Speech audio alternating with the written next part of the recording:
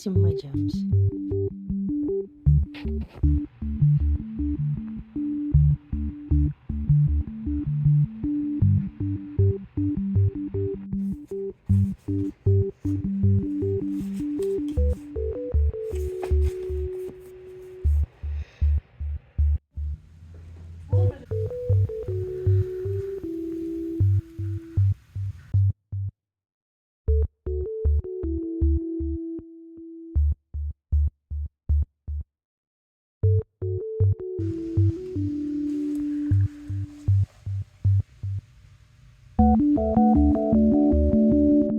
Hello friends, welcome back to my channel. I'm talking quietly because I'm in a bookstore right now, but welcome to my reading vlog for reading the Percy Jackson series. Rereading, I should say, mostly.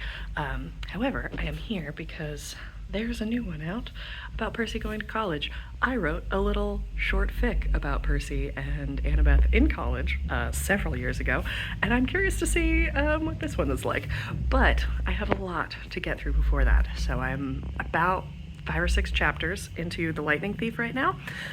The plan is to read all of the Percy Jackson, the first ones, Percy Jackson and the Olympians series, then watch the Percy Jackson show, and then continue reading like Heroes of Olympus, Trials of Apollo, which I got a box set of for Christmas, then The Sun and the Star, and then this one. So we are in a little town that we've never been to before. This is such a cute little bookstore, and we are here because I was getting my nose pierced for a second time.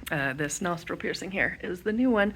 I also got some jewelry changed out, but anyway, this is probably the only thing I'm gonna get here. We probably won't be here much longer, but look at how cute this downstairs kids section is. And they have a fish tank, it's so great. Hey y'all, so it's now Friday. I have managed to read a little bit more of The Lightning Thief. Last I checked in, I was on chapter 5 or 6, and now I'm on chapter 10. Chapter 10, I ruin a perfectly good bus. I don't remember what happens on this bus. I have forgotten a lot of this book. Here's the thing. It's a little bit slow going. I could, if I sat down and actually read this cover to cover, it would probably only take me maybe another couple hours. It's been slow going because one, this week was just crazy. The last couple weeks have been really crazy because it's been getting back from winter break, and I had to do like 5 meetings for kids that were coming onto my caseload, and now I'm like over capacity on my caseload. Technically, I am at 56 of 55, which is the caseload limit set by California. So anyway, things have been kind of wild, and like literally on, I want to say Wednesday, I got in bed, opened to chapter 10, read literally that much, and was like, I don't have the brain power for this. This is a middle grade book, and I do not have the brain power for this. So instead, I watched Starstruck Odyssey on Dimension 20. Which is kind of what I've been doing when I don't have the brain power to read, is I watch D&D actual plays. The other reason that this has been slow going is that The Lightning Thief is like objectively Rick Riordan's worst book. And like, I have not watched the show yet, but I have heard about several of the changes that he's been making in between the book and the new show, because he's, had a lot of creative input on it. And he also seems to have kind of realized, yeah, this wasn't my best work. This was my first one. I didn't really know what I was doing yet. And so he's starting to try to fix stuff. So it's just gonna take a while because it's not that good. I adore the rest of the series, especially Heroes of Olympus, which I don't think you can see. It's like right off camera. I love Heroes of Olympus. I didn't finish Trials of Apollo. Now that I own the box set, I hope to. But yeah, Lightning Thief, not my favorite. However, every time he mentions anything that I know is important later, I have an extreme emotional reaction because these are my precious children that I raised myself. Which, I was old enough when I read these to not have a, oh, I want to be them kind of response. I was like, these are children. I was only recently an adult myself. I want to say I was late 20s. So I was just fresh, but I was still old enough that I was just like, these precious children are trying so hard. And I love them all.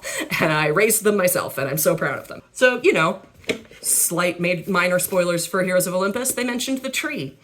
on Half-Blood Hill that Thalia turned into. Thalia, I don't know. And I went, holy fuck, I forgot that that was in book one. That does not become relevant until the first book of Heroes of Olympus. So for this weekend, it is now Saturday, and I have been left alone all weekend. My wife is on a camping trip with some friends, and so I decided that I needed to make plans, or else I was going to turn into a feral husk of a person, which is what usually happens when she goes away if I don't make plans. I just watch Dimension 20 shows. Like, I'll just mainline a season and turn into a feral husk of a human. So instead, I made plans to go to a coffee date with a potential new friend that I met online over the summer, because we live in the boonies, and so that's the only way to meet queer people is through queer dating apps, where you specifically say that you're just looking for friends. That's what I am doing right now, is getting ready to go out. You may have noticed also this is a slightly different filming setup. That is because I got a vanity table for my birthday from my wife and her parents. They kind of chipped in. I have been asking for a vanity table for like several years now. It was the one piece of furniture that I did not have in the library that I knew I really wanted and needed. The light right now is coming from the lighted mirror of the vanity. And yeah, I'm gonna do my makeup in it for the first time, which is fun. Because I am blind, it is a little hard to see my own reflection in the mirror with my glasses off, but we're gonna do our best. I did get some new makeup recently that I want to test out. I saw a TikToker, like a makeup artist on TikTok, talking about how to get like the perfect black waterline on your eyes, and so I definitely want to do that. It involves a cream eyeliner, which, man, I had at least one cream eyeliner way back in the day when I first started getting into makeup, like, I don't know, 10-ish years ago, which I was in college or just freshly out of college then. And the fact that that was 10 years ago sends me for a tiny bit of an existential crisis. I adjusted to the fact that high school was more than 10 years ago, but the fact that college is now more than 10 years ago is throwing me a little bit. But the other stuff that I want to try is I got influenced, y'all. I'm sorry. I try not to overconsume, but I got influenced with these fucking things. Partly because I was influenced about the Charlotte Tilbury ones, but I would never buy them because they were too expensive. And then everyone was saying that these elf wand things, like face wands, were like just as good as the Charlotte Tilbury ones, and they were like $6. So I did not buy the highlighter because I have like a million liquid highlighters, but I did get a blush and a contour stick. So I want to try those out today. The only one of the new things that I bought that I have already tested out is this e.l.f. Lip oil, which I do actually really like. I was really skeptical about it because I have a bunch of texture sensory issues as a neurodivergent person. And I was just like, I don't know that as like slippery oil is gonna sit well, but it actually is like thicker than I thought it was gonna be. It honestly reminds me a lot of my Laneige sleep mask that I'll use when I'm like really dry. I don't think it's quite as hydrating as that, but in terms of like the texture of what it feels like, it's very similar.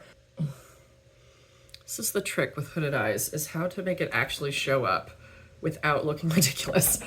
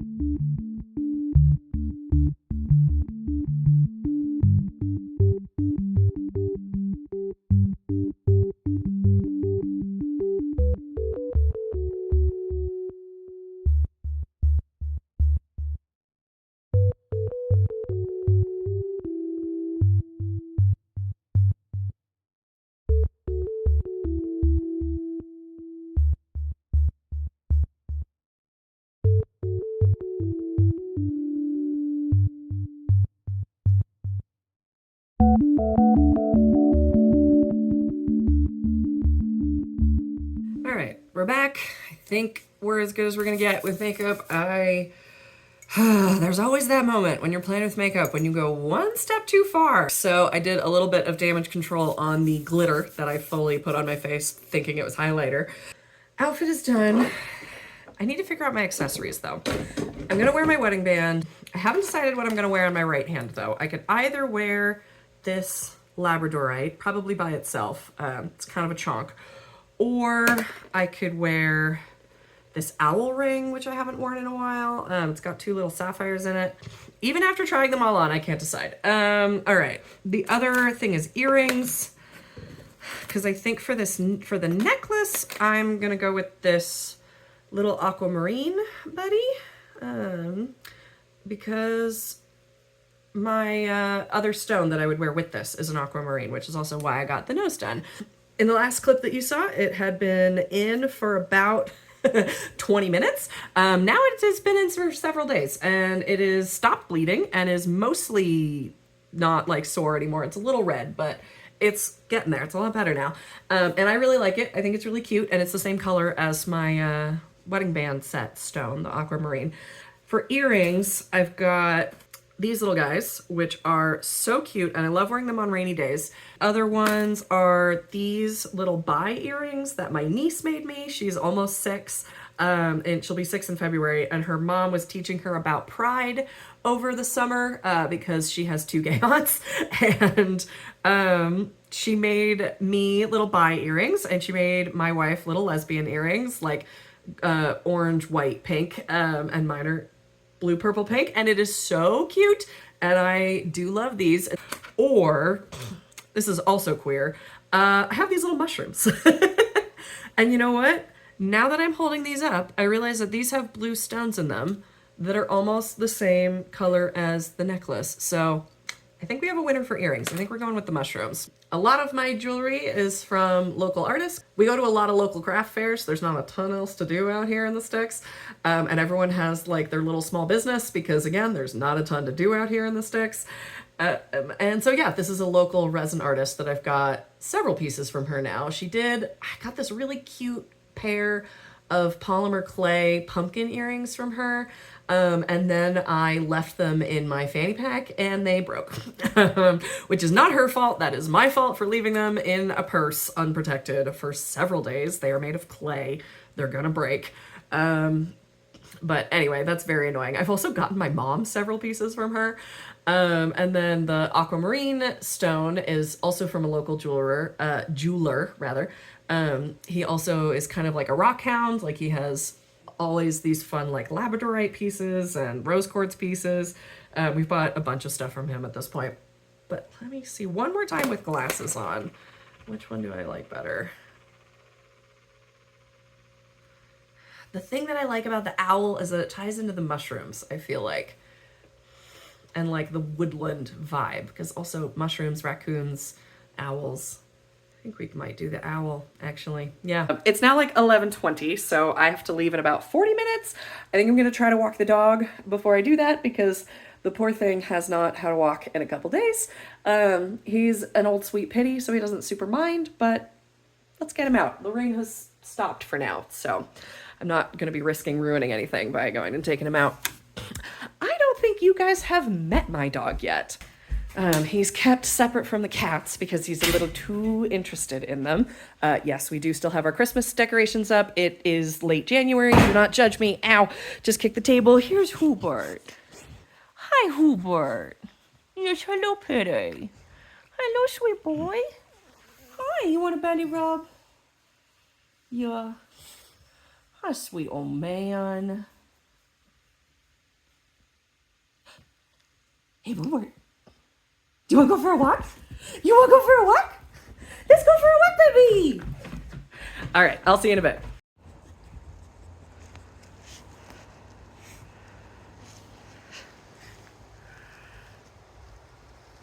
This dog is so stupid and so cute.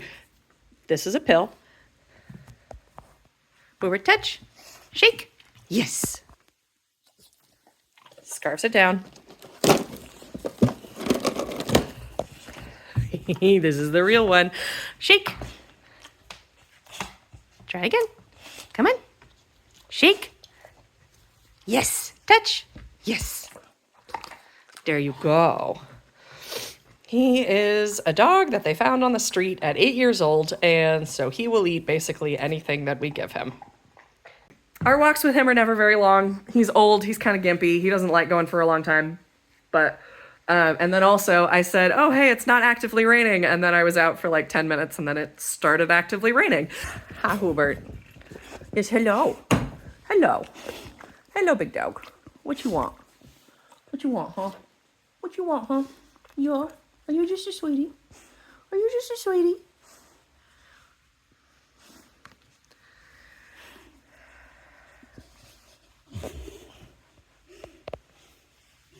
Is that good? Is that a good scratch? Yeah. Yeah. What you want? Just love. Just love. Hi. What are you doing? All right, going this way. I'm gonna text my friend that I'm meeting up with if the place that we're meeting up with has food, because I have not really eaten yet today. And then that will maybe kind of determine how early I head out the door. So the answer is no, they do not have food. The friend was like, they might have pastries, and then they looked and were like, I'm not even seeing pastries. So I grabbed a sandwich, and I'm here a little early, and then I parked my car and saw a text from them saying that they were also a little early, because we are all anxious queers who don't want to be late to places. I think I am going to be rocking in with a sandwich. My plan when getting here early was to eat a sandwich and read The Lightning Thief, but that's not happening. So I'll see you in a bit. I'll let you know how it goes. Go around the other way, dog.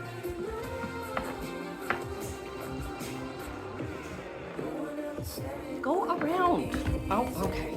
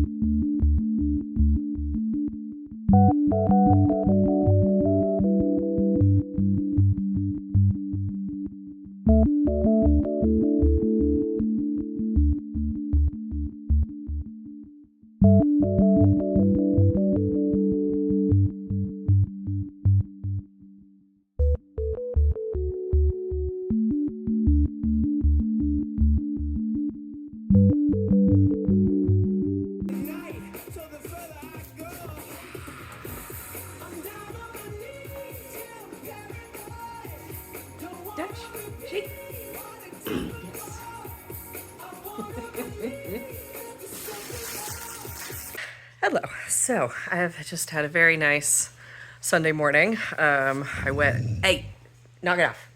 There's nobody out there that you need to bother about. There's nobody out there you need to bother about. He has decided that it is his job to keep watch over the house. It is a job he gave himself. It is not one that we gave him. Anyway, so I have made a decent amount of progress with Percy Jackson, with Lightning Thief. He's about to jump off of the arch into the river that Rickard thought was a lot closer to the arch than it actually was. And then apparently everyone just kind of headcanoned that like the river reached out and grabbed him. And then in the show they were like, yeah, that's better. So I haven't seen the show yet, but I am really looking forward to seeing this scene. Anyway, I'm going to finish this chapter, get through that scene, and then I am probably going to play Stardew Valley for a bit because I have a co-op farm going with one of my friends back in the Bay Area. And it's just like a kind of gray, chilly day out there. So I've just been curled up and enjoying a book with my food and my breakfast and my tea. And yeah, I went to my local bagel place, which is run by two Asian aunties that lovingly scold us into buying more from them because she has a baby coming and she needs more money. And she just recently had her baby, so one of the aunties was not there. But it was nice to get food from them. It's always fun to check in with the local people because they recognize us. We are one of the only, if not the only, queer couple in the area, so all of the places that we frequent end up knowing us. We are known as the girls locally in our neighborhood. I can think of several nicknames off the top of my head that are way worse than that, so I'll take the girls, even if neither of us super particularly identifies with girlhood. But anyway, good enough, right? Yesterday I had a really lovely time. I ended up hanging out for a total of like 3 hours, and it's an hour drive each way, and I was driving back in a super heavy rainstorm for like most of it. So I just like picked up sushi on my way home and lay down on the couch and finished a season of Dimension 20. My wife does not get back until tomorrow and probably won't get back until kind of late tomorrow because she's driving home from Joshua Tree, which is like 9-ish hours, I think, from us. So even if she leaves early, she won't be home until I am at work. So I am still all alone tonight. So yeah, just gonna read my book, hang out virtually with my friend and do some Stardew, and then maybe watch some more Dimension 20. So I just finished Starstruck Odyssey, my rewatch of Starstruck Odyssey, and it's such a fun season. Like, it's the wacky space season where they're like having hijinks and alien planets and stuff. Hi, Hoobie. But like, so much plot happens in the battle episodes. Like, they're so creative and so fun, and they have the like virtual Tailspire thing happening so they can like move all their minis and create these like really 3D spaces that aren't really possible on like, you know, real life miniatures. And it like scratches that narrative itch when I just like do not have the brain power to read, but I really want to like go through a narrative. That's why audiobooks are good, but I just like did my Hunger Games audiobook run, and now I can't seem to settle on the next one that I'm gonna read. Like, I've started a reread of The Raven Boys, but I haven't gotten very far. I can't remember the others off the top of my head, but I've started at least a couple others where I've just been like, this is good, but just not what I'm feeling right now. So yeah, I've been doing Dimension 20 instead when I need to just like chill out and listen to something. I'm gonna get back to reading. I'm gonna finish the chapter because my friend should be ready fairly soon, and I want to finish that before I go get on Stardew. So I will check in with you later. Hey guys, so it's been a couple days. I have an update for y'all. I have finished The Lightning Thief.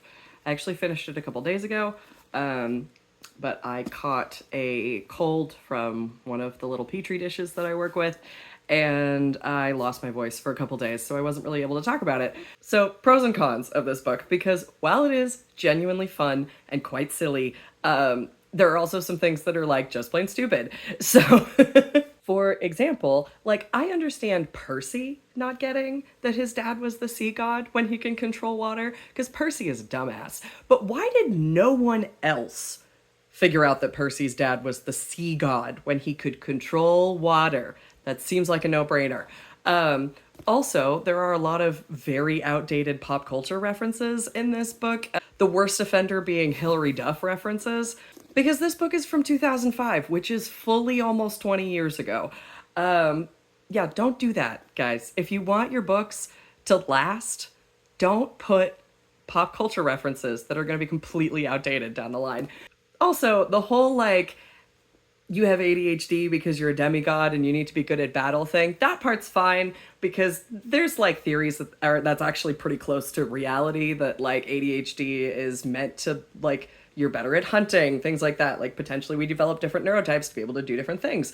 The whole you're dyslexic because your brain is wired to read ancient Greek thing, stupid. I hate it. I hate it so much. Also, the whole, this is so stupid, Hades being portrayed as like evil, and the fact that like World War II was supposedly Zeus and Poseidon versus Hades, meaning all of Hades' kids are Nazis, meaning like, and also meaning that like all of his kids are only German and Italian. Like, what do the Germans and Italians have that Hades was all up in their business? Also, though, I don't think Rick took into account like the Pacific theater of World War II. I think he was just thinking about the European theater. Like, come on, dude. Just a bad decision. He backs away from that, I think, in later books, and his portrayal of Hades gets a lot better in later books, but in this one, he really does make him, like, the evil god of the underworld, with a little bit of, like, the annoyed bureaucrat of the underworld, but Hades really is truly, deep down, the annoyed bureaucrat of the underworld who just has so much more work to do than any of his brothers, and he's so annoyed about it. I also didn't love the portrayal of Medusa in this. Speaking of bad portrayals, I've heard that they kind of fixed that for the show, and they, you know, make her the story more of like going into her assault, whereas in this one it's just like, my boyfriend and I wanted to have sex in her temple and then she punished me. It's not great. Also, do not listen to the audiobook. Her voice in the audiobook is so offensively bad because the audiobook narrator is trying to do like vague Middle Eastern accent. It's bad. Don't do it. However, like I said, this book is very fun and very silly. There were some things that I did like in it, like the fact that we get this search for Pan gets brought up. That does not really pay off until Heroes of Olympus, but I like that we get the seeds of it in this one. Also, the fact that I fully forgot that Sally Jackson just straight up murks a dude. Like, I could not remember. I knew that the terrible stepdad didn't stick around for long, but I couldn't remember what happened to him, and I fully forgot that she just murders him and turns him into a statue with Medusa's head. Holy shit, Sally Jackson is cold-blooded. I mean, he deserved it. He was an abuser, but cold-blooded. My goodness, Sally. But we also, at the conclusion of this, you know, we got our introduction to the big bad. We got our curse your sudden yet inevitable betrayal by Luke. We also, it's not time yet. I kind of forgot that Percy gets multiple audiences with the gods. It's not time yet for y'all suck ass pay your fucking child support, but that is coming. Oh, but like in this first audience, he barely knows his dad. And like, he doesn't know him a ton by the end of the series, but their relationship does develop a lot more. And right now, Poseidon isn't just in that, like, you were a mistake, your birth was a mistake. And like, I know as a reader, having read multiple books in this series, that Poseidon means it in like a cosmic prophecy kind of way. But of course, Percy Jackson takes it personally. He's 12. So anyway, finished this one. Since I've been homesick for the last couple of days, I have also already started Sea of Monsters, which, like, if you compare the two, Sea of Monsters is so much shorter than the first one. I'm only 8 chapters in, and there are only 20, and, like, this whole back section is, like, a preview for the next book. So, like, I do not have a lot to go on this one. I kind of remember this one being better for being shorter. It has less time to get into ridiculous shenanigans. However, I still remember it only being kind of okay, and so far it's mostly just been kind of okay. However, it does introduce a lot of characters, I'm now realizing, that become much more important later on. For example, Tyson, which, oh, Tyson, he is so sweet and trying so hard. I don't remember what really happens to Tyson. I don't remember if he's still in the series, like in the Apollo series or Heroes of Olympus.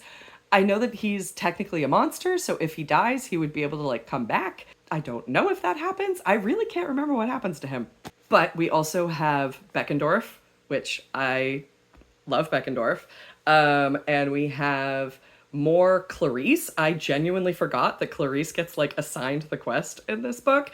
And we also get our first introduction to Selena, and Clarice and Selena are going to break my fucking heart because of course they're doing their whole Achilles and Patroclus. I do not know how to pronounce that. I've forgotten how Song of Achilles pronounced it, which is how I learned how it was pronounced. But anyway, they're just doing that. These stories, they cycle back through again and again.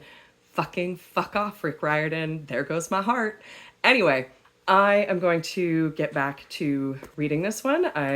My voice is mostly on the mend, but you know, it still gets easily worn out, so I think I'm going to read and I'm going to drink more of my tea and I'm going to chill out for the rest of the night and probably have an early night because I have to do a whole week of work coming up.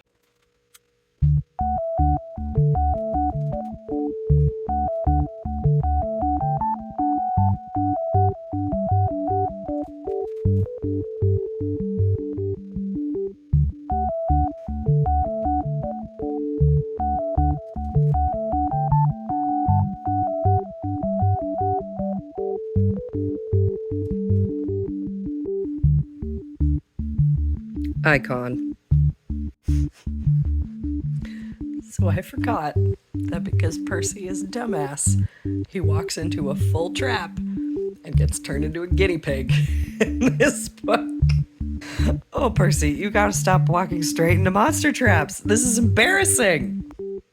So I am now on chapter 14. I just finished the chapter where Annabeth decides to listen to the sirens, which is a strong choice. She's clearly going for like an Odysseus parallel, which makes sense because he's supposed to be like the cleverest of the heroes, and obviously she cares about her Child of Athena cleverness. But yeah, that whole chapter hit kind of differently on reread, like her fatal flaw being hubris and the scenes that the sirens show her of like rebuilding New York and reuniting her parents and saving Luke and giving Percy the warning about figuring out what his is. Because his is not hubris. She's like, wouldn't you think that you could just do better if you ran the world? And he's like, no, me running the world would be a terrible idea. I don't really remember exactly what his is. I will, you know, figure that out when we get to it. I think it doesn't come up for another couple books. But yeah, I'm on chapter 14. I don't know how late I'm going to go tonight. My wife is away doing a board game night with some friends that I decided to stay out of so I could rest at home and recover some more. But I only have 6 more chapters left to go in this book, so we might finish it tonight. We'll see. I keep thinking I'm done, and then I'm not done. I'm on chapter 17. Percy whispering, "You're a genius," to Annabeth after she passes out after they escape the Cyclops Island is just so fucking cute. Their developing relationship is so fucking cute. They start out so annoyed with each other and just ever so slowly they just like each other so much. I'm having a lot of feelings about it. I also love that Tyson just made friends with the hippocampi and named him Rainbow and was able to just call him for help because it's just so sweet. I love Tyson. He's such a good boy.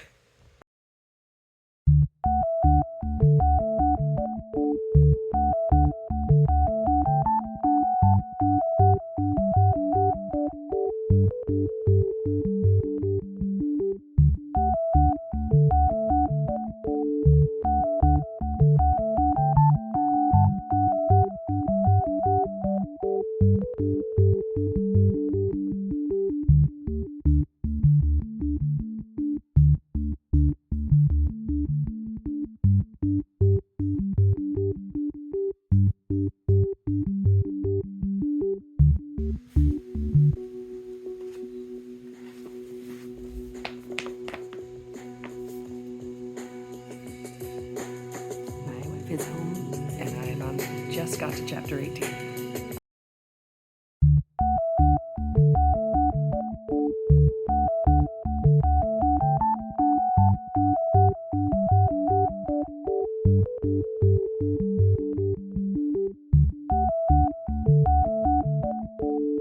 Hello. Well, I do have an update on my reading. It's now Monday, February 5th. Yeah. And I just got back to Sacramento area. I've been in Portland this past weekend because my mom got hip surgery this past week, and so she asked for some extra help like around the house this weekend.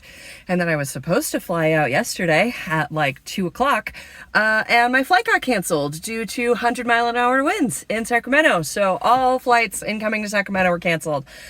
So I had an extremely frustrating day yesterday. And I've had to miss a day of work today because I physically could not get there. So anyway, I came home from the airport last night, yesterday afternoon, got some lunch, and then fully passed out for like 3 hours because it was post-exhausted crying. Yeah, so anyway, I did get some reading done on the trip. I finished Sea of Monsters before I left, which meant that I brought Titan's Curse, and I brought, what is it? Something about the Labyrinth? Yeah, I brought Battle of the Labyrinth just in case. I did not finish Titan's Curse. I am getting close, though. I've only got this much left. So, wrap up on Sea of Monsters. I was at chapter 18 last time. I updated you guys 18 of 20. So really the only thing left that was like relevant is that Talia showed up, which I fully forgot. I kind of thought that she was a Heroes of Olympus hero. In retrospect, that obviously wouldn't have worked. Like, now remembering what happens in Hero of Olympus, that wouldn't have made any sense. But just that was what my brain thought. So when she showed up at the end of book 2, I was like, oh, whoops. So that's one of the main things about Titan's Curse is Talia is here. Talia, I don't know. The other main thing is the Italians. The Italians are here. Oh man, I've been waiting for this for a while. I have more thoughts about this book. I have some fairly extensive notes that I've been taking throughout reading it. I think I am going to go home. I'm just sitting in the parking garage of the airport in my car because I had to drive myself to the airport. Normally my wife would, but she had to be out of town on like a work thing. And also she is now back out of town because of health stuff with her grandparents. So we've just had a very busy family medical shit stuff going on. So anyway, it's a good thing that I drove myself, even though that also sucks. I hate driving myself to the airport. I'm gonna go, and I will go get my shit, and I will update you later, because I do have thoughts on the Titan's Curse. There are a lot of exclamation points in those thoughts. Talk to you in a bit. Hey guys, back home. Same day, different outfit, because I spilled soda on myself walking in the door. Thoughts on the Titan's Curse. So, number 1, the Italians! Bianca and Nico, oh my gosh. I have so many feelings about our resident Italians, a lot of which has to do with much more conflicted feelings about Artemis and the hunters of Artemis this round than I remember having last time. First of all, I don't know if I just skipped over this because I don't think I necessarily realized how important the hunters were going to be the first time I was reading. Artemis looks 12 because that is the average age of her hunters. 12. So she says, Artemis does, in this whole like sales pitch, that they are immortal except for falling in battle, which is rare. I have doubts about that and about exactly how rare that is, because I know we lose one of them in this book, and I'm pretty sure we lose another one by the end of the series. I have conflicted feelings about a goddess turning a bunch of 12-year-olds into child soldiers. Now, are all of the heroes pretty much child soldiers anyway? Yes. Does it feel particularly egregious with the Artemis hunters?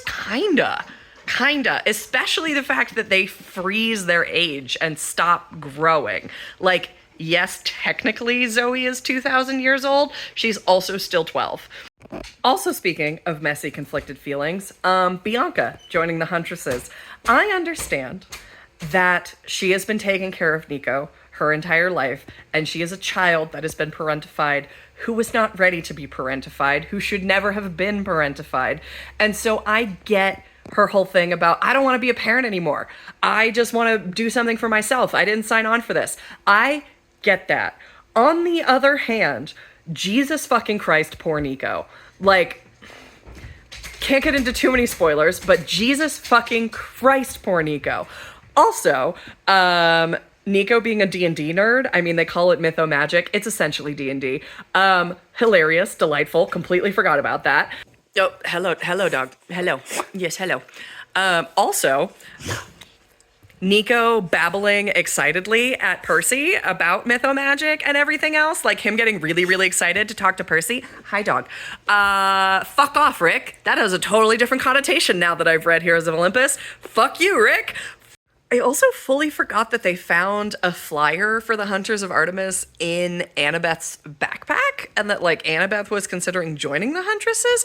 I don't remember that at all, which makes me think that it doesn't really matter beyond this book. Like, it doesn't really become a thing that continues throughout the series.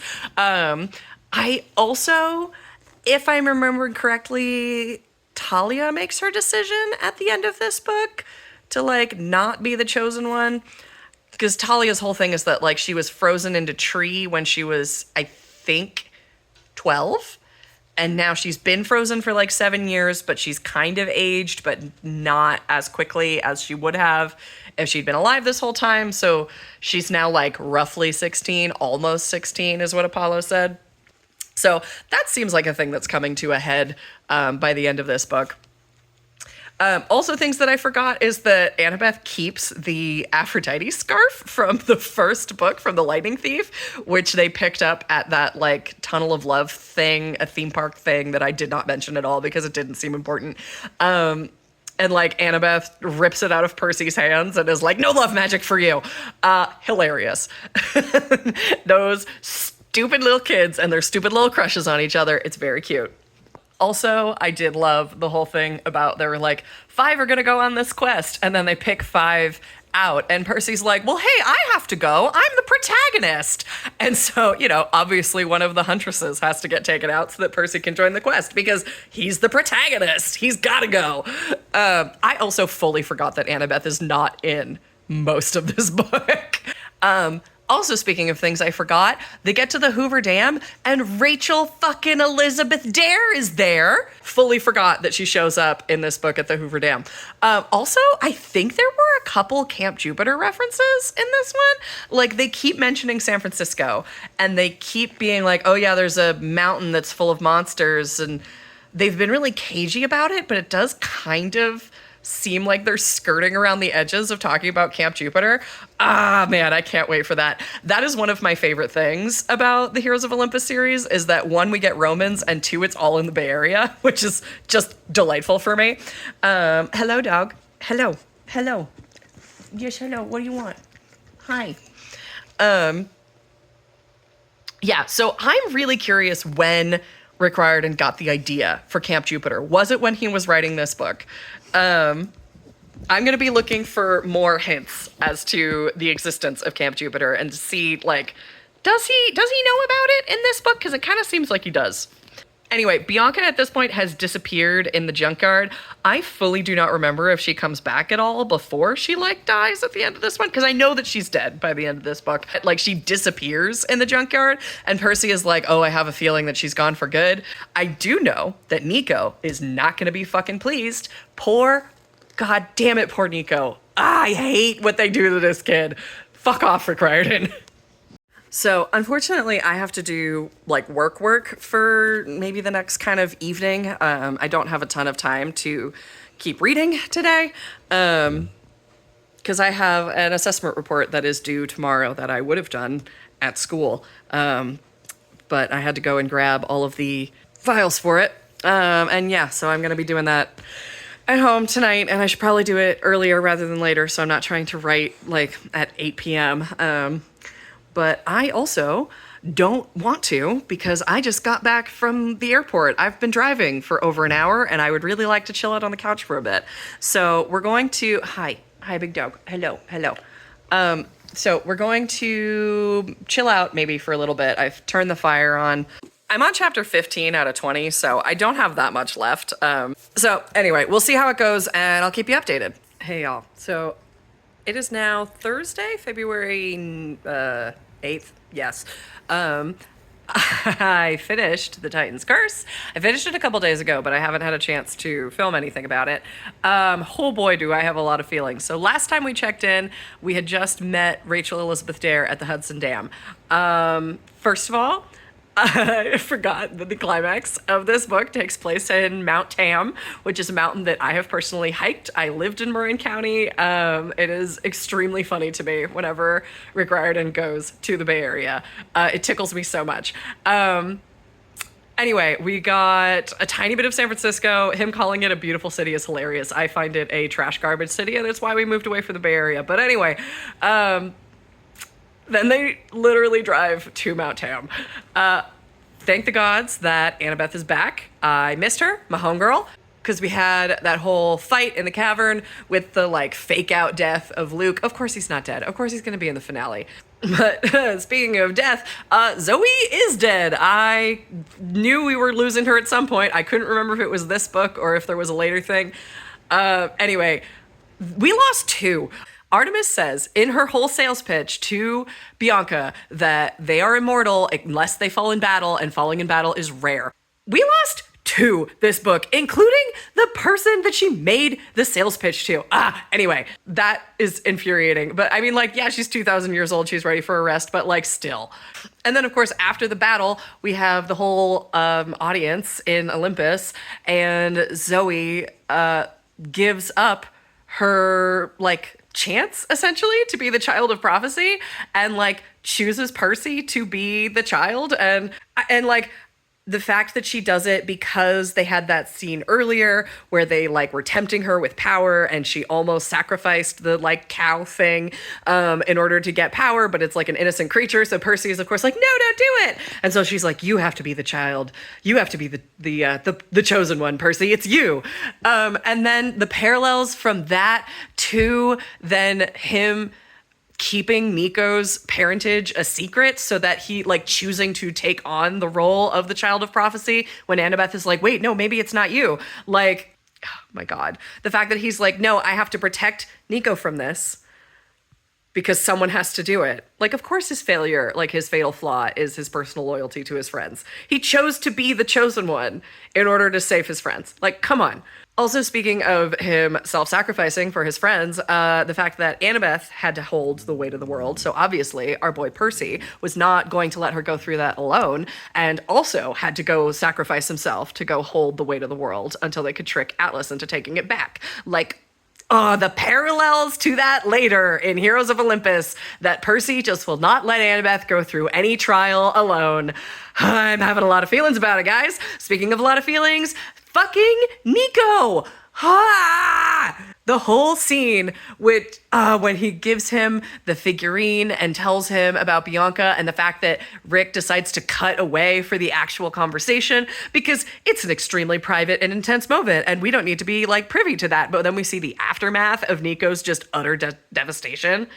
And the fact that it was fucking Percy that was the one that was telling him, that was the one that he felt like had failed him. I'm having a lot of feelings about Nico, y'all, and they're not gonna get better for a while, if ever. So I have now finished The Titan's Curse. I have not yet started Battle of the Labyrinth. That is a tongue twister. I am gonna have trouble with that one. Battle of the Labyrinth. Battle of the Labyrinth. Okay. I read the back of the book, and it triggered like nothing. I'm pretty sure Annabeth is in this one. I don't know that Zoe is, because Zoe's off doing her hunter thing now. I think she kind of just pops in like for climactic moments, and like she's kick-ass. I love her, but you know, kind of. My wife is currently finishing up a movie that I decided I'd already seen the ending of it, and I had gone to our friend's house straight after work, and I could not stand to be in my work pants anymore. I needed to come home and change into sweats. So she is still finishing up the movie at our friend's place, but she should be home fairly soon. So I don't know that I'll have time to get into this one just yet, but she will be gone this whole weekend, so I will definitely have some time to crack into this one come this weekend. So I will keep you updated. Talk to you soon.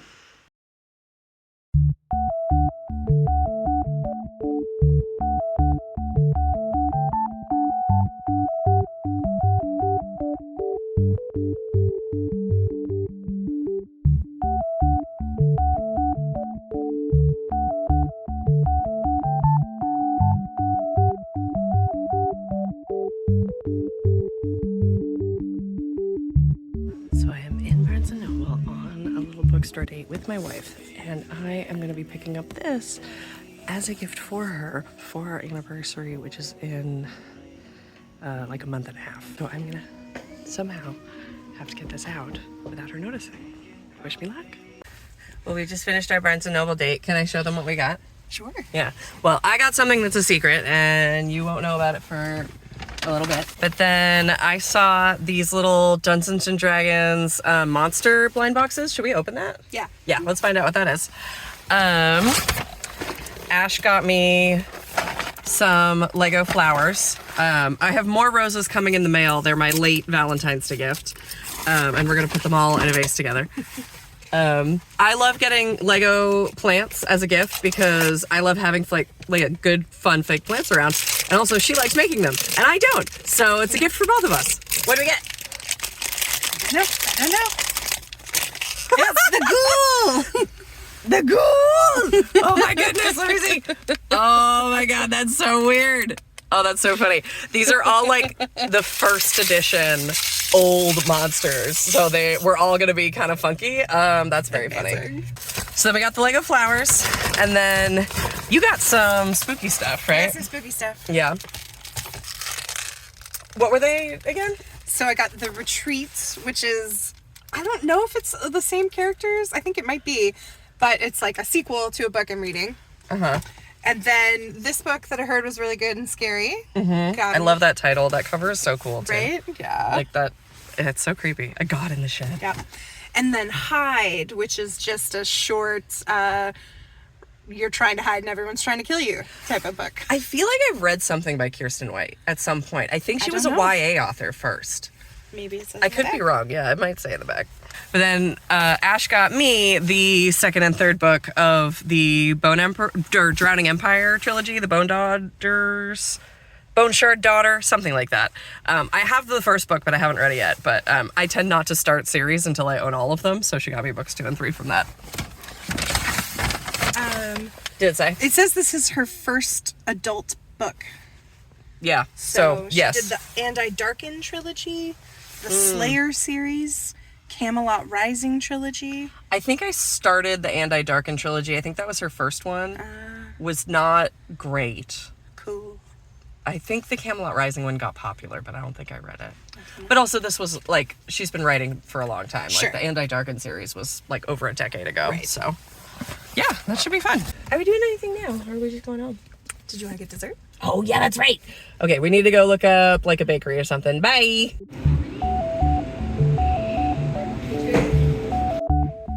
Okay, chapter 15. I finally have a memory. I'm talking quietly because I'm in an auto shop while my car gets its oil changed. I have a memory that Rachel Elizabeth Dare, it hasn't come up in the book yet, but I'm pretty sure she's the new Oracle. That's my prediction. I remembered her being important. I think I got her and Reyna confused. Reyna from Heroes of Olympus. But yes, Rachel Elizabeth Dare, my memory is saying now, is the new Oracle. We'll find out if I'm right. I'm on chapter 15. We should find that out by the end of this book. All right, guys, good morning. I have finished Battle of the Labyrinth, and man, have I been loud and wrong on this vlog a lot. So first of all, I completely forgot that the Pan storyline gets resolved in this book. I have been saying this entire vlog that doesn't get resolved until Heroes of Olympus, and yet here it was in this book. Also, Rachel Elizabeth Dare, we do not know yet if she is the Oracle or not. I still am pretty sure that she is.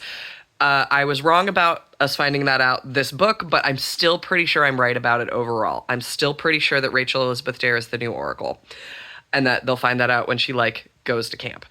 I was also wrong about the labyrinth sticking around and being, like, a plot point that comes up a lot. I don't remember if I said this on the vlog, but I was definitely telling my wife about it, and like, oh yeah, and they use it to, like, quick travel in later books. No, they don't. No, they don't. They collapse it at the end of this book, because Daedalus, I don't know how to pronounce it, decides to die and let it pass on. I did remember that Quintus Daedalus does not go past this book. Like, I remembered Mrs. O'Leary not being attached to him and being more like Percy's guard dog. I love Mrs. O'Leary, by the way, the giant hellhound that Percy kind of adopts. Yeah, a lot of this book, like, it is good, but a lot of it is also, like, we don't get to resolve much because it's all ramping up for book 5. You know what I mean? Like, nothing's settled with Luke. Nothing is settled with Ethan. Ethan Nakamura, which we saw, we met in this book. I remember being very sad about his whole fate, although the fact that he is a son of Nemesis, the goddess of revenge, is kind of funny. But not funny, but just, like, interesting, a fun little, like, world building bit. But anyway, Yeah, Ethan Nakamura got introduced in this book. His whole thing doesn't finish until next book. Clarice and Chris Rodriguez, I completely forgot about.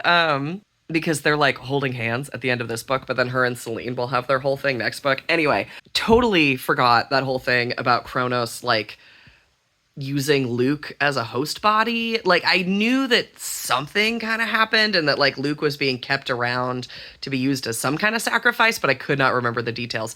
I have a feeling, if I'm remembering this correctly, which obviously I am not, I've been loud and wrong this whole time, but that, like, when Rachel Elizabeth Dare throws the hairbrush and it, like, stuns Luke, like, Luke kind of comes back for a second. I feel like that's important in book 5, and that is, like, instrumental to how they defeat Kronos, is by, like, bringing Luke back momentarily. Again, we will see if I am right. I've been loud and wrong a lot. But yeah, overall, again, I really liked this book, but it just, like, nothing got finished because we're all wrapping up for the finale. I did really enjoy that Percy gets to just hang out with his dad for a bit, like his 15th birthday. Poseidon just shows up. And Paul Blofus, best stepdad in, like, all of literature pretty much, is just like, oh, hey, cool, this is your dad, okay. I love Paul, he's great, and I remember him showing up in the final battle of, like, the next book. But yeah, I love the developing relationship between Percy and his dad. Like, Percy asking him, like, about the other son of Poseidon that he saw in the labyrinth that was, like, sacrificing people to Poseidon, and being like, what the hell? I didn't think Dad would like that. And Poseidon being like, yeah, I didn't ask him to do that. Like, people do things that they want to do and say that it's in the name of the gods all the time. That doesn't mean that, like, I had anything to do with it. And then he also calls Percy his favorite son. Like, that was so cute. Like, also a little bit of a backhanded compliment to Tyson. But also really, really cute. I love Percy and his dad. And I love what he, like, actually gets to have a dad, you know? So I am driving down to the Bay Area today. I have to, like, take the dog to the border. I have a dentist appointment at 1, and then I'm driving down to the Bay Area to go hang out with my friend for a couple days. So I don't know if I will get to The Last Olympian, book 5, until after that. I'm going to bring it with me, but I'll just probably be pretty busy hanging out with my friend, so I might not start it for a little bit. But I'm getting really close to finishing this series. I am having a lot of feelings about Nico. He really came around in this book. He starts off the book incredibly pissed at Percy. I loved that bit about, who was it that said it? Someone said holding grudges is, like, the fatal flaw of children of Hades. And, that obviously tracks with Nico. But I do love that he started out the book just super pissed off at Percy, and by the end is like, hey, I went on some spy missions and have some info for you. I did not remember that there is no Hades cabin in Camp Half-Blood, and I don't think that stays true. I feel like Nico has a place to stay. I know that there's definitely a cabin to Pluto in Camp Jupiter. Or maybe there isn't. Maybe I'm being loud and wrong again. I don't know. But that just fucking sucks. Like, just because they're from the underworld does not mean that they are evil. Like, that is such a misconception. And it really bothers me. Like, someone has to deal with the dead. Just because it's unpleasant doesn't mean that it's evil. Someone has to deal with the souls of the dead. Oh my god, and I haven't even touched on Annabeth and Percy and Calypso, and Percy just being a continual heartbreaker in this series. Like, I think Rachel Elizabeth Dare kind of has a crush on him. Calypso was in love with him. Like, he is just breaking hearts left and right. And of course, he only has eyes for Annabeth, because they're meant to be together. Also, they had their first kiss in this book. Nothing else has happened. They had a very, like, adrenaline-fueled kiss you before we might die kind of moment, and then did not talk about it for the rest of the book. But, like, I know that they're together by the end of The Last Olympian, by the end of next book. So I am looking forward to that. I think Percy and Annabeth are extremely cute. I love them together.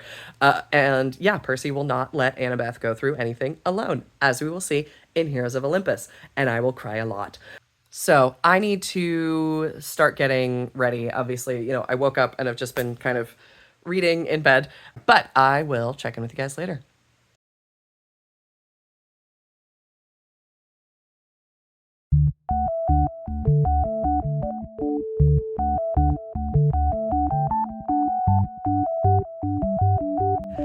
are in Death Valley, and the place where we're camping has this little outdoor borax museum because there used to be borax works around here.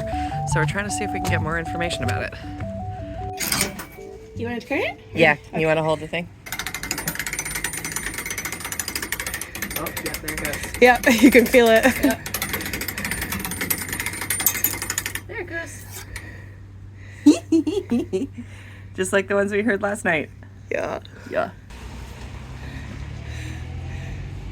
The 20 mule teams. Okay, I genuinely really love that. Yeah, me too.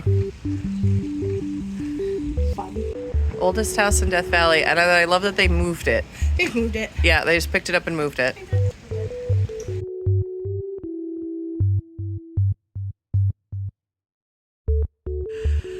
So the inside of the museum's closed. These are going to be the wagons that we're pulling, the 20 mule teams were pulling. What is this? It's a homemade ore can. Ore can. Or car. Or car, one of those.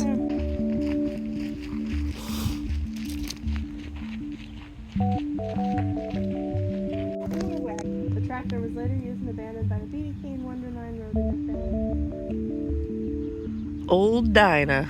Look at this enormous I know. engine. I know, that's huge. Can you imagine what that looks like? Like rolling down the road? I know. Look at these wheels.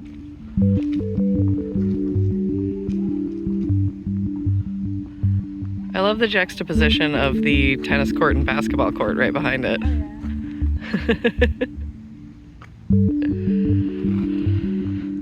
I want to get a sense of size with the old Dinah. Old Dinah. Look at how big this is.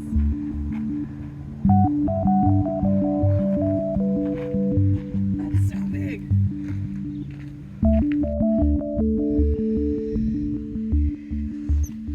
That would be fun to see a jackrabbit.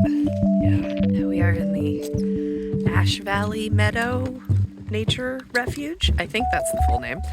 And we're on a boardwalk going to some springs where in theory you can see the blue pupfish, which only exists in Death Valley in these natural springs here. There's a couple, so if we don't see any at this one, we might go to one more to see if we can find them. But it's very cool around here. There's mountains in the distance. The ground is very white and salty. We saw one coyote on the drive over here, but that's pretty much it, all that we've seen for wildlife so far. Wow. That's so blue and clear. So beautiful.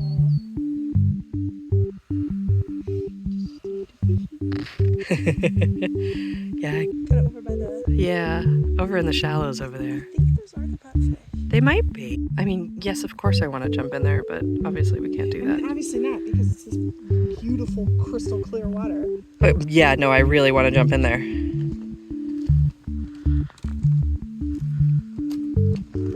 I don't think we're going to be able to get it on camera, but we can see the blue males flashing in the water. Yeah, there's one. They're hard to see on camera, but they're very cool in person. This is so gorgeous. We're just hanging out here. We'll probably be here for a while. There's one more though that we might go to. Supposedly the view of the fish are better. This is supposed to be the most pretty spring, which, yeah. But we might be able to get a better view of the fish from another one. And this is so gorgeous that I'll take the second best one too, you know? There's some kind of critter hole in there. We can't tell what lives in it. I'm thinking either a kangaroo mouse, which would be adorable, or a tarantula, which is terrible. So you can see where the green is. That's where the water is. That's where the stream goes. I know, I want to go in there too. Fish? Where? Little baby. Oh, little one. Little baby. Don't worry. Oh, it sounds so good here. Yeah. Yeah, the blue ones are the boys. Oh, that's why they're maybe the older ones is so bad. Yeah, they're chasing everyone around because they're trying to show off. Look how fierce I am.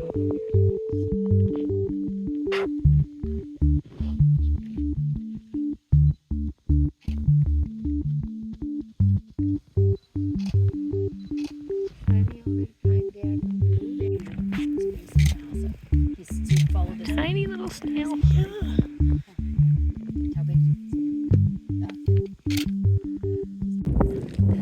We did it! Like the maps? Yeah. No, do you want one? Okay.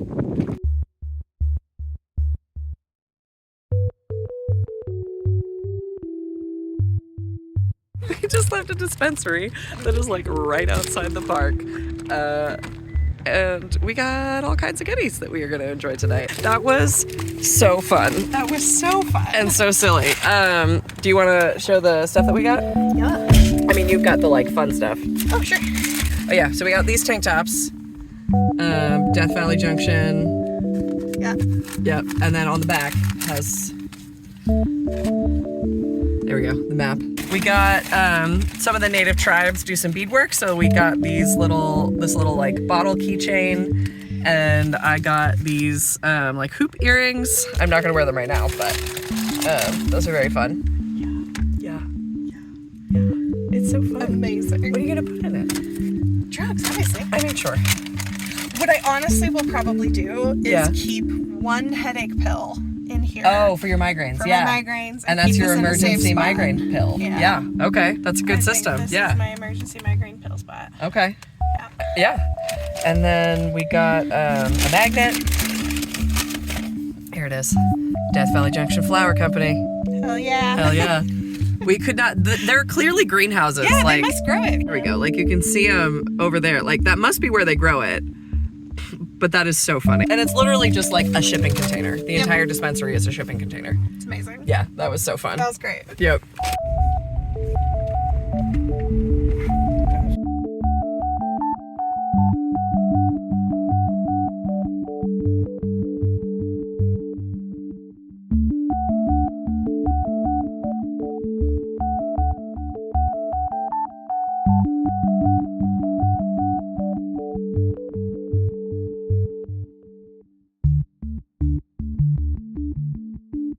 Okay, we are momentarily paused while Ash takes some pictures.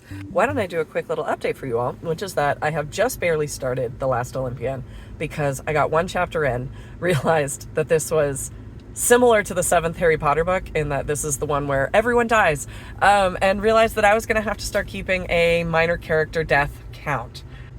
So, chapter 1, R.I.P. Charles Beckendorf, you will be missed. Yeah, I don't remember how bad it is. I know that it's bad. I know Ethan. I know Clarice. I know Celine. Let's see how bad it is. Because we got to get through it at some point. So. Ooh. Need a video dip. I am.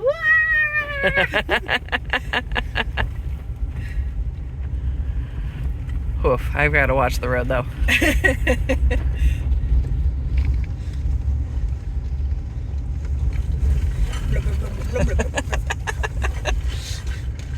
Oh shit, you're filming. Aren't you? I still am, yeah. Damn it.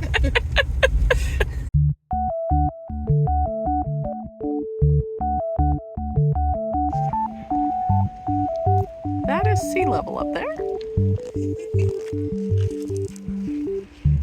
And that is a lake over there. And we're gonna go see if we can walk in it. This is all salt. And that is a salt lake. Oh, yep, nope, don't step in that.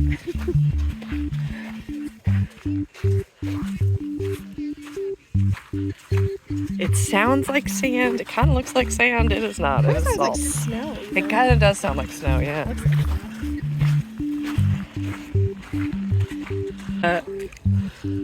Oh, that feels weird. That's weird. Oh, it's all up in my foot.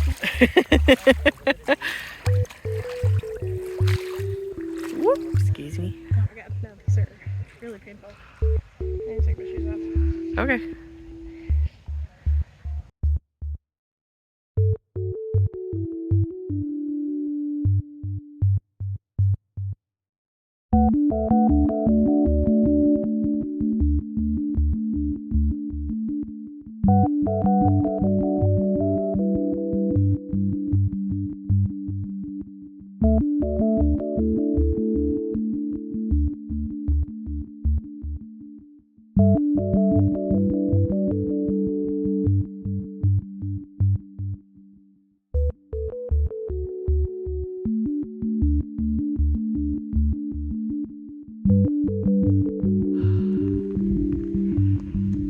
those colors in the mountains.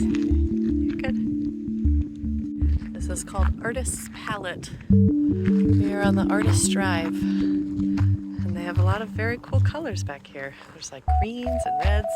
I don't know how much it's showing up on camera, but it's very cool.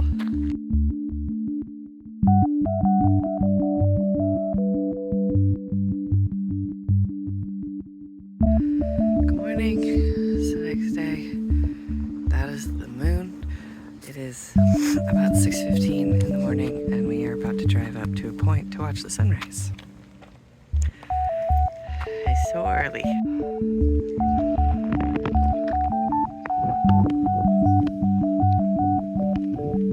That's the moon.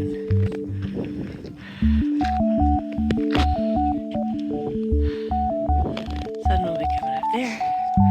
Our car is somewhere down there.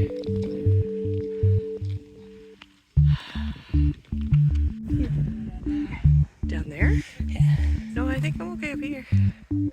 You mean like down that way? Yeah. No, I think I'm okay.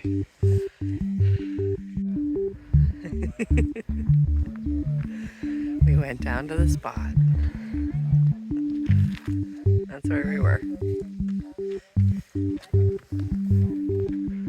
Are you happy? Yeah. Yeah. Okay. And that's the moon.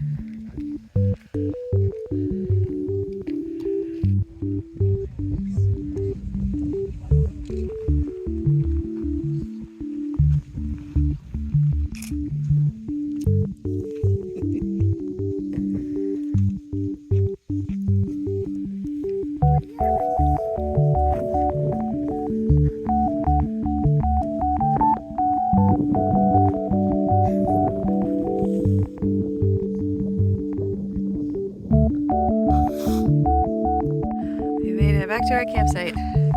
We're having, well, I'm having hot chocolate, she's having coffee, and we're gonna have some breakfast, and then we're gonna pack up, and we're gonna go home, because we miss our dog and our cats, and Ash's mom is staying to house sit, and we wanna go hang out with our people and our animals. So, it's been a very fun trip though. So we are on our way home, and we are passing through Beatty, Nevada, and there's this Beatty Museum, which is free. It's very cute, like, already. So they've got this extremely old sign. They have this fake gold mine entrance. That's real. Yeah, clearly, with the concrete wall and the painting behind it. Oh, that's very Wile E. Coyote. It is, isn't it? Oh boy.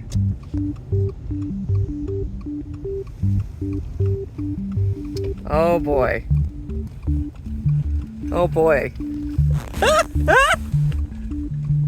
Maggie is gonna love this. Do you want to go to the gift shop? I don't know, do we? I don't know. I don't know. I don't know, baby. This is terrifying. Isn't it? I do need a picture, maybe with me. Okay. A second, yes.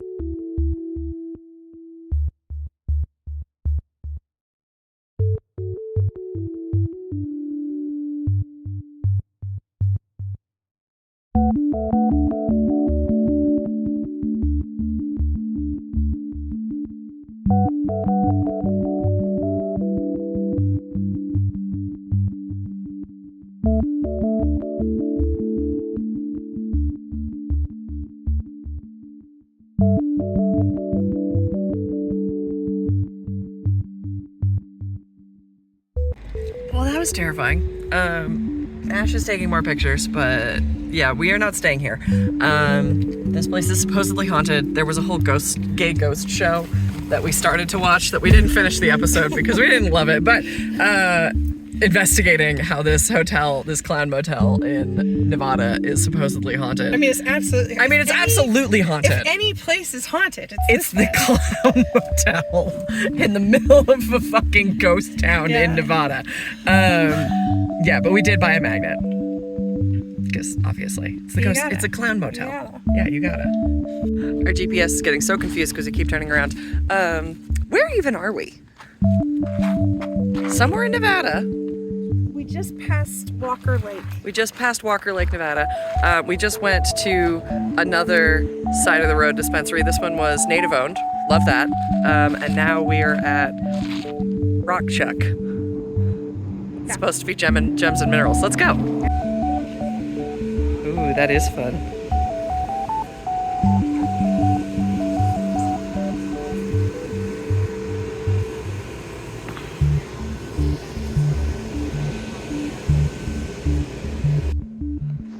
This is all, she said it was phosphorescent, I think. Yeah. Very cool.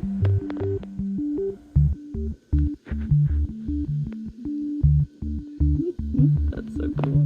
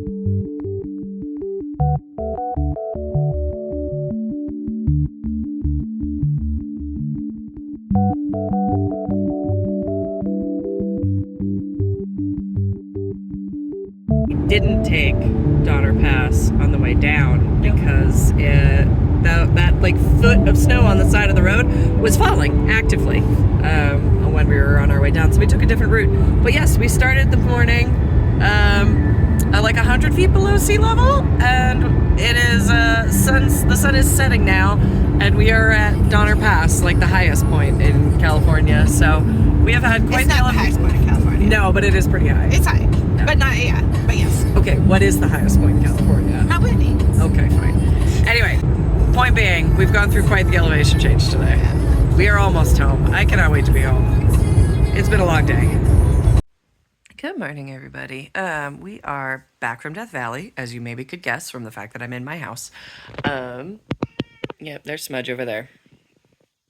He's been yelling this whole morning. I don't know what his deal is. So anyway, I am back on my bullshit. Update, minor character death update. We are now up to 2. Michael Yu, rest in peace. You showed up in this book and were almost immediately killed. So that's how the demigods fall sometimes. So yeah, we had our first death in chapter 1, literally 1 for 1, but then we didn't have our second one until chapter 11. So we're not doing too bad so far. The pacing on this one is super fast. Like, my kind of one comment about book 4 was that the pacing felt a little odd because nothing got finished. Like, everything was just kind of being put off for the next book. This one is the opposite. It is go, go, go from day one. We are finally getting answers to people's backstories, like the whole Luke and Annabeth and Thalia backstory that we've been kind of hinted at. We're getting more about that. We're getting more about Nico and Bianca's backstory and their mom and why they were in the Lotus Hotel for like 70 years. So yeah, that's all coming to a head now, as well as the whole thing about the Oracle. I thought that would get resolved in like book 3 or 4, but yeah, I guess it doesn't get resolved until the end of this one, because I do remember that Rachel Elizabeth Dare becomes the new Oracle, but I forget exactly the situation surrounding that. But yeah, apparently that was Hades is the reason that the Oracle got stuck in that one woman for like 70 years, and she like mummified and died, but the Oracle is still there. Yeah, apparently that was Hades. Fully forgot that. So yeah, we are definitely getting towards the end. This one is a little longer. All the other books have exactly 20 chapters. This one has 23. And it's just kind of a chunky one. So it's moving fast, but we still got kind of a lot to go. Let's see how bad it gets by the end. So I got to chapter 16, and we're gonna have to up our death count to 3. R.I.P. Selena Beauregard, who is also apparently the traitor. I kind of forgot that she was the spy. We find that out on like the first page of chapter 17, which I did flip to. Yeah, apparently losing Beckendorf really did something. Yeah, apparently they got her a while ago. I don't remember this subplot. I just remember her stealing Clarice's armor, and she got a face full of poison for that, for her troubles. So, you know, what goes around comes around, I guess. I don't know. We've already met the ghost of Achilles, who was like, y'all don't do it. Don't go in the water. Don't relive the Trojan War. Please stop. And Percy was just like, YOLO, and hopped right in there.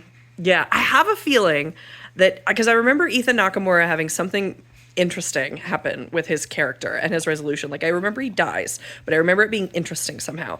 And I think it has something to do with him deciding to keep Percy's fatal weakness a secret or something like that, because there's that moment earlier where Ethan went to stab Percy and Annabeth jumped in front of him just kind of instinctually.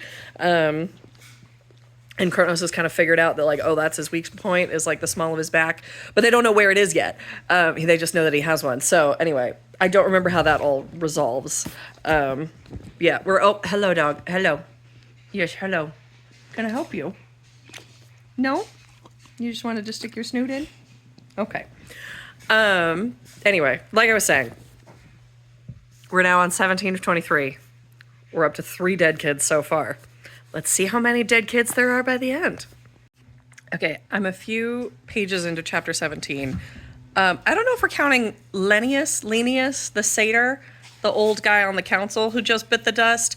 I know technically he is a minor character death, so technically we could up this to 4, but I feel like I'm going to stick with dead demigods.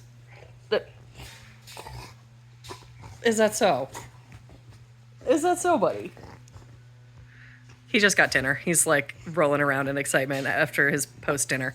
Anyway, I think I'm gonna keep it at 3. We're at 3 dead demigods. So I'm on chapter 19. Just got to it. We're spending a lot of time in Mount Olympus in these books, or in this book in particular, we are. And this is the book where we first meet Hestia, and I had kind of forgotten about the role that she plays in this one. I love that the title, The Last Olympian, refers to Hestia, the goddess of the hearth. I find that very metaphorical and fun. Yeah, shit's bad. Clarice has been frozen in ice. I don't know if she's still alive or if that comes later. Stuff's getting real. Hades has joined the fight. Nico has joined the fight. We're getting to the end, guys. So do as I say, not as I do.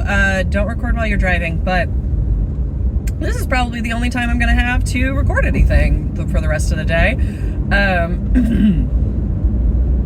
I have literally 2 chapters left on The Last Olympian. We lost Ethan Nakamura. We lost Ethan Nakamura, R.I.P. Ethan. We lost Luke, R.I.P. Luke. Surprisingly, I thought at least one of the Stoll brothers, there's like Connor and something else, I thought at least one of those was going to be a goner, but they are both in the final, like, gathering at Olympus. So I guess I'm remembering wrong. I remembered there was like Pollux and Castor were brothers, and one of them died in the last book. So that may have been what I'm thinking of, but anyway. Clarice is also totally still fucking alive. Is she in Heroes of Olympus? Did I just completely forget that she survives to the next movie, the next series? Did I just completely forget that? I really thought, because of the whole Achilles and Patroclus parallel, that Clarice would go on a rage and get taken down, but she got frozen and then was unfrozen in the assembly and was like fine. So maybe I'm completely misremembering this and she's in Heroes of Olympus. I've been having her as like marked for death this entire time. Things I am loud and wrong about, I guess. So we are now at a total of 5 dead demigod kids. Ethan, man, R.I.P. He really tried. He turned against Kronos in the end, and his blade broke and stabbed him. And then, of course, Luke has to stab himself, which is super depressing. Ugh, and that whole thing where Luke asks Annabeth as he's dying, "Did you love me?" And she says, "I loved you like a brother, but no, not like that." And she's like looking at Percy. Ah, it's so good. It's so heart-wrenching and it's so good that she doesn't lie to him even as he's dying. I love that shit. Like, I do kind of love lying to someone as they're dying, and also I love being brutally honest with someone as they're dying. Both are good. But yeah, now we've finally got Percy's pay your fucking child support speech with the Olympians in his audience, where they're like, hey, we're gonna give you immortality. And he's like, fuck no. Pay your fucking child support instead. How about that? How about honor the minor gods and let them all have cabins? How about let Hades have a cabin so his children aren't completely ostracized? How about all that, you motherfuckers? And Zeus is like, ooh, I want to smite you, but also, fine, maybe you're right. Also, like, Percy gets his first hug with his dad in this book, and like, man, do I wish I didn't have daddy issues, and I wish that didn't make me feel things, but it does. So I have literally 2 chapters left. I don't remember anything about what happens in them, because like literally 2 chapters, because like we've had the audience at Olympus. I guess it's just wrap up. Like, I guess it's Percy and Annabeth, and like Percy and his mom and his new stepdad, and oh, I love Paul. His stepdad rules. I love that they show up in their Prius and fall asleep under the spell, and then, you know, wake up later and like Sally is fucking shooting monsters with a shotgun. I love his parents. They're great. You know, he starts with one good parent, his mom, and he ends with his mom and 2 good dads. So love that for him. Love that for my boy Percy. I do also love Rachel Elizabeth Dare fully dumping Percy and being like, yeah, I thought you were important because you were leading me into this world, but like, we're not meant to be together. Our fates aren't intertwined. We're just buds. Bye. And Percy being like, bullshit. Being like, I just got dumped and we weren't even together. Great. So the death toll overall, I mean, we do still have 2 more chapters, but the battle is done and Kronos is, you know, temporarily vanquished or whatever.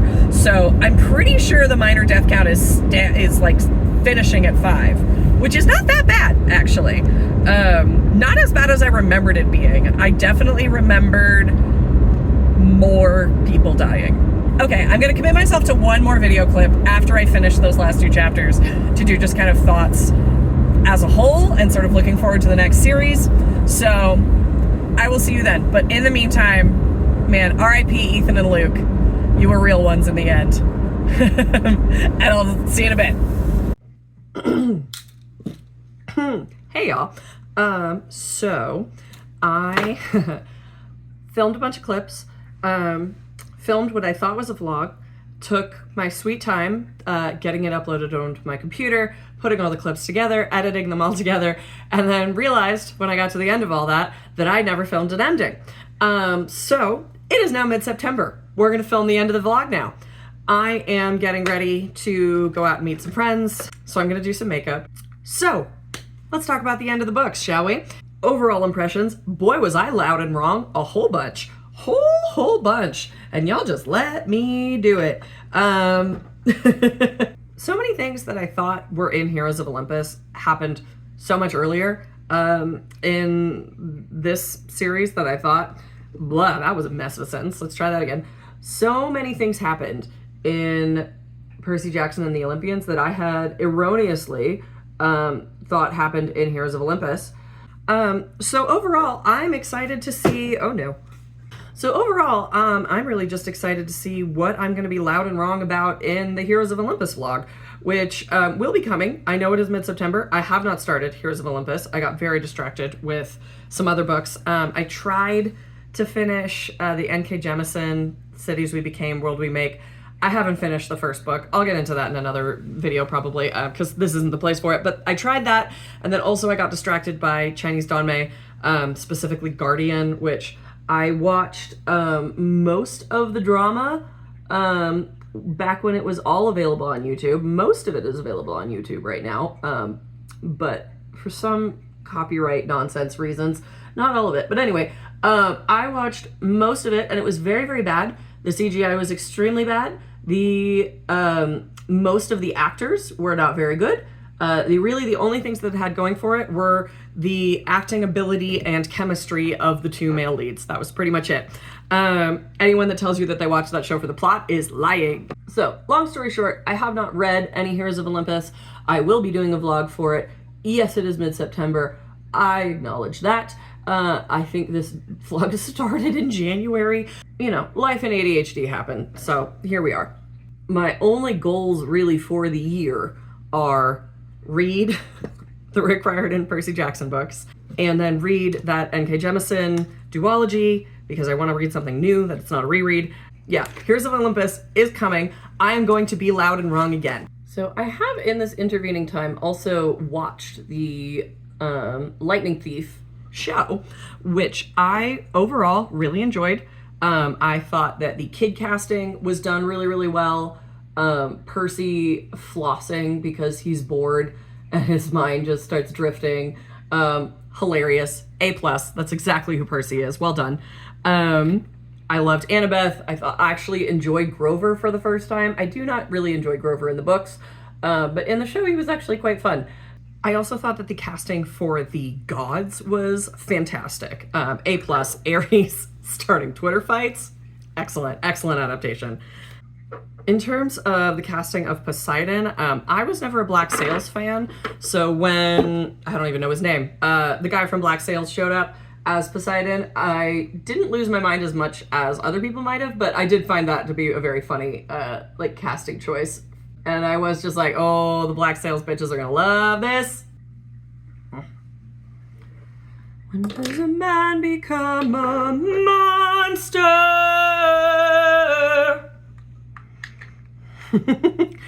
Sorry, echolalia. Also, just speaking of adaptations of Greek myths, I got very into the epic musical that is happening on like TikTok. I think is where it started, and it was just this passion project of this guy who was like, I want to write a whole musical based on the Odyssey. And now it's this whole thing with a full cast, and it's on Spotify, and they're at like 7 out of 9 sagas, they're calling them, chapters essentially. I was calling them cycles, but they've done most of the Odyssey at this point. And I honestly am enjoying it a lot more than I thought I would, because I was never super into the Odyssey when I read it. Like, I had to read it in school, like so many of my classmates and so many of my contemporaries. And yeah, I just didn't get it. It just kind of seemed like a series of things that kept happening, but like nothing seemed to really have consequences, or like it was just like, yeah, stuff happened, and then they go to a different place and more stuff happens, and then they go to a different place and other stuff happens. But the musical managed to have a lot of like through lines about Odysseus feeling like he's losing himself, and like his crew slowly losing trust in him, that were very, like, honestly, very moving. I'm having feelings about ancient Greeks again, which is something that I'm used to but annoyed by every time. So anyway, if you are not on TikTok and have somehow managed to miss Epic the Musical, there is a playlist on Spotify that has like all of them in order. I really enjoyed it. It gave me a lot of feelings, annoyingly, about ancient Greeks that I didn't previously care about, which was also what happened with Song of Achilles. I had never been super into Achilles and Hector, or not Hector, fuck.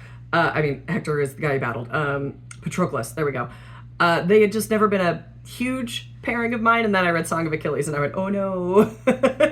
So, to get back to Rick Riordan's particular adaptation of the Greek gods, so to get back to the show, I guess, just kind of final thoughts, I did a little bit of live tweeting on my Blue Sky, is what I'm using now instead of Twitter, because I refuse to use that hell site anymore. But yeah, I'm excited for season 2. I know from the trailer that the puberty train has hit those child actors like a freight train, which, you know, is the deal when you have age-appropriate casting, especially when you take, like, how long production timelines are versus how fast puberty hits. Anyway, to go back to the book series, final thoughts on Percy Jackson and the Olympians. To give, like, final grades, Lightning Thief, overall, I'm still just giving it a C. Maybe C+ if I'm feeling generous. I initially ranked it a C+. Honestly, I'm kind of thinking it might be a C at this point. But it does set things up nicely, and it is a fun introduction, so it's not failing. It's a passing grade, but, you know, not its best. For Sea of Monsters, I felt like we were doing better. We had some improvements. Still not, like... We're definitely not an A material, but honestly, I'm only giving it B-. just because, like, yes, it is short, you know, it's so much shorter than The Lightning Thief, and it is better for being shorter. It also just doesn't really do much. Like, the only thing that it really does is give us a little more, like, development between Percy and Annabeth, and then Thalia comes out at the end. Like, that's it. That's all that book is good for. So yeah, B-. Then Titan's Curse. This is where we start to really get into the good shit. This one I gave a solid B+, like a solid B+, almost an A-. This is where we really start to get the idea of, like, consequences. Like, we've heard about them before, but this is the first time that we really start to see them, and not all of our friends make it through the quest. It also has my boy Percy just refusing to let his girl Annabeth go through anything alone. He will follow her through any hell. That will come back to bite him later. It also has the introduction of Nico D'Angelo and the Italians. So yeah, solid B+. A lot of stuff going on there. Curse Battle of the Labyrinth. This one I'm giving an A-. If I have a criticism of Battle of the Labyrinth, first of all, it's that the fucking title is impossible to say. Second of all, it's that, like, we get some resolution, like we get Pan's resolution, that whole storyline in book 4, but not a whole lot else, which is understandable because it is book 4 of a 5-book series. He can't really wrap stuff up right before his finale, but it just means that there's just not a ton of payoff in that book. Like, the labyrinth is destroyed by the end of it. They get the Hellhound out of it, and Mrs. O'Leary, I think is her name now. Oh, good, my wife landed. Her plane's done. So we get Mrs. O'Leary out of it. We get his computer, Daedalus's computer, which I think Annabeth uses throughout, like, the rest of the books. Like, I think that's in Heroes of Olympus also. Could be wrong. I've been loud and wrong before. So, Labyrinth, I'm giving it a solid A-. And then for The Last Olympian, I'm honestly also giving an A-. I suppose if I were feeling generous, this one I could potentially bump up to an A. We just get so many dead kids in this book, and yeah, I think I'm going to revise. Last Olympian is an A, because we get back to what I was saying about consequences. We get Celine's whole storyline. We get Beckendorf being sort of like the catalyst for a lot of stuff that happens. And it's also the time that Percy finally brings some consequences back to the gods and is like, hey, this is your fault. Take some fucking responsibility for your goddamn kids once in a while, and maybe they wouldn't be all resentful and trying to take over the world, you assholes. He says it a little bit nicer than that, but, like, he's 15, not much. And the fact that the gods are like, yeah, okay, we kind of fucked up. Fine, you're right. Just to get the gods to admit that they're wrong, it's a lot. This kid's ballsy, is what I'm saying. In The Last Olympian, we also get the setup for Heroes of Olympus. We get the new prophecy of, like, the new 7 heroes. I don't remember who all of the 7 heroes are, so I'm not going to try to name them because I will be loud and wrong. So what I do remember about Lost Hero is that it's gonna be worse than Last Olympian because Rick Riordan's first books are never his best. They're just not. It's also the first book that we have absolutely no Percy in, which is just not my favorite book. Like, he doesn't have to be the main character all the time, but I like him to exist. I did see a comment from Rick Riordan that was like, there are people that want there to be Percy all the time in all of my books, and people that want no Percy in any of my books. And so now I just put him a little bit in all of my books, so nobody's happy. And honestly, I'm fine with that. I like him just kind of popping in and out because I want my poor sweet boy to have a break and have a life and go to college and not have to deal with God bullshit. And the only way he's ever going to do that is if he's not the main character. Yeah, no, I don't like that. Too big. Nice try, but 2 can play that game. I think I might do blue today. I got these colored mascaras from ColourPop, and They are fun, but they do require like several coats for the color to really be noticeable. But since I've got a whole blue shimmer thing going on, I figured I'd just add a little touch of blue. Anyway, this is probably about as good as we're gonna get. So anyway, that's gonna be it for this vlog, guys. I hope you enjoyed it. I really enjoyed rereading the books. I really enjoyed filming the process. I am a little more pumped to read Heroes of Olympus, having just talked about it now. Just one of the reasons I haven't gotten to Heroes of Olympus yet is, one, I wanted to film this ending bit, and two, I just know that Lost Hero is going to be a bit of a letdown. However, having now finished this, I am getting a little more pumped about it, and also I just have my passion for Greeks and Greek myths reignited a little bit with the epic musical that I just got back into. So anyway, hopefully we will see you guys very soon in another video. Thanks for watching, guys. Bye.